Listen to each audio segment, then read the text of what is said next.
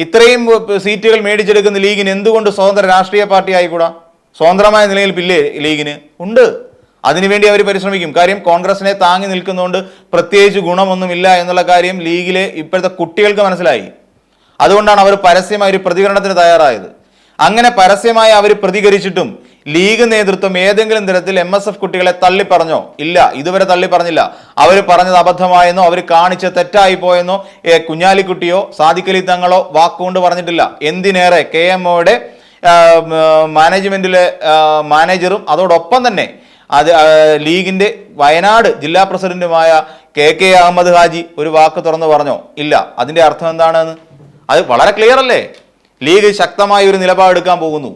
ഈ പറയുന്ന കോൺഗ്രസ്സുകാരെ താങ്ങി നിന്നുകൊണ്ട് ഇനി കോൺഗ്രസ് നേതാക്കന്മാരെ ഒന്നും വിജയിപ്പിക്കാൻ വേണ്ടിയിട്ട് ഞങ്ങളുടെ ഒരു പ്രവർത്തനവും ഉണ്ടാകില്ല. അല്ലെങ്കിൽ ഞങ്ങൾക്ക് അവകാശങ്ങൾ കിട്ടണം. ഞങ്ങൾ ഇത്രയും കാലം നിങ്ങളെ താങ്ങി നടന്നതിന്റെ പിൻബലത്തിൽ ഞങ്ങൾക്ക് കിട്ടേണ്ടത് കിട്ടിയിരിക്കണം.